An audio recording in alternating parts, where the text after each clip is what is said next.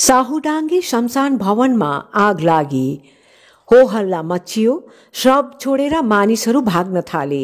सिलगढीसँग जोडिएको डाबग्राम फुलबारी क्षेत्रमा रहेको साहुडाङ्गी शमशान गृहमा मंगलबार राति करिब 8 बजे अचानक आग लागि भएको हो। आगोले यति भयावह रूप लियो कि दाह संस्कार गर्न आएका आफन्त शव राखेर भाग्न थाले। साहुडाङ्गी शमशान स्थलको विद्युतीय भट्टीका कारण शमशान भवनमा आगलागी भएको समाचार छ। बिहानैदेखि यस शव दाह स्थलको विद्युतीय भट्टीमा एकपछि अर्को गरी शवको दाह संस्कार भइरहेको थियो। त्यसैबेला शमशान स्थलमा आएका मानिसहरूका अनुसार बिजुलीको भट्टीबाट भवनमा आगो लागेको थियो। यो खबर फैलिने बित्तिकै शमशान स्थलमा आग लागि हुँदा छेउछाउमा समेत त्रास फैलिएको थियो। सबै आफ्नो ज्यान जोगाउन दौडन लागे।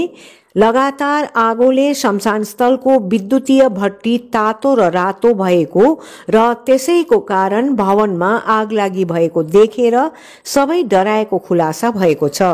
त्यसबेला शव दाह गृहमा अन्य धेरै शवहरू थिए जसलाई दाह संस्कारका लागि ल्याइएको थियो। ती शव राखेर सबै भागे।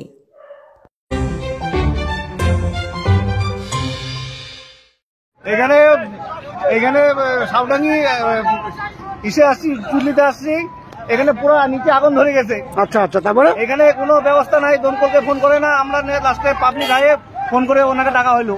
ঠিক আছে, চলো এখানে মনে হচ্ছে না যে পুরো পুরানো হবে। আচ্ছা আচ্ছা, আর তখন ফোন করলে একটা জোরে চলে আসতো নিচে পুরো বাস্ট হয়ে। আমরা বললাম মিডিয়াকে ফোন করবো, বলতেছে ফোন করতে লাগবে না মিডিয়া। আচ্ছা আচ্ছা, ঠিক আছে। আপনার নাম কি দাদা? আমার নাম মলা সরকার। একদম একদম। আপনি কি শবটাও নিয়ে আসছেন? হ্যাঁ, আমি লাশ নিয়ে আসছি। তখন থেকে মানে একটা ভোট জ্বলানোর পরে তখন আমরা চলে গেল পুরো জ্বলার পরে আমরা বলতেছি তোমরা ফায়ার ব্রিগেড ডাকো। ওরা বলতেছে আমাদেরকে ডাকতে, আমরা কেন ডাকতে যাবো? একদম ফায়ার ব্রিগেড ডাকতে বালতি দিয়ে জল মারতেছে, বালতি দিয়ে জল মারা যায়, জল মারতেছে আমাদের বালতি দিয়ে তো জল এটাই হবে। আমার নাম অর্ঘ চক্রবর্তী। কি পদে রয়েছে? আমি এটার ম্যানেজার। কি হয়েছিল? অ্যাকচুয়ালি দেখুন, যেটা হয়েছিল সেটা একটা নর্মাল বা স্বাভাবিক প্রসেস। এটার আতঙ্কিত হওয়ার কিছুই নেই। কন্টিনিউ যখন বডি হয় তখন হিটটা অত্যাধিক পরিমাণে বেড়ে যায়, আর যখন বেড়ে যায় তখন এই ধরনের ঘটনা ঘটে থাকে। এবং এটা শুধু এখানে বলে না, মানে যতগুলো শ্মশানে আছে সবগুলোতেই হয়, কখনো এটা হয়ে থাকে। এটার মধ্যে অস্বাভাবিক কিছুই নেই। তো এখানে সাধারণ মানুষ বলছিল যে এই আগুনটা যখন ধরে যায় আপনাদেরকে হয়তো ফায়ার ব্রিগেডকে ফোন করার জন্য বলেছিল। তো আপনারা সেখানে কোনো কর্মকাণ্ড করেন না? না, তাহলে ফায়ার ব্রিগেড এলো কি করে?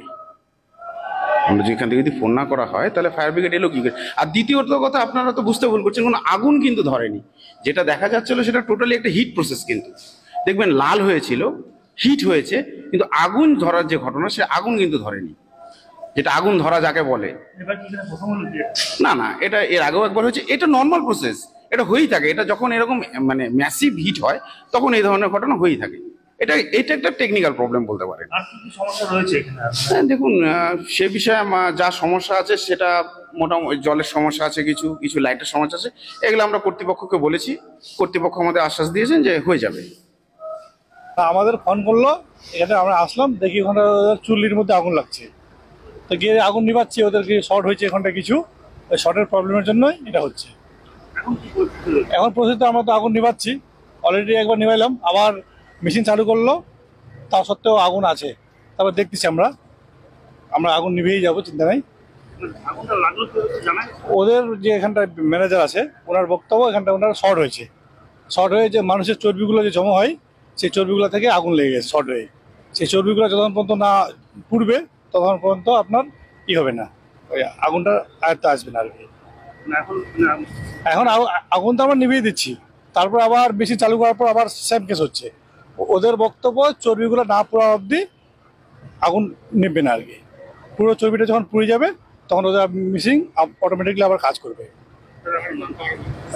M Alam, Phulbari fire brigade.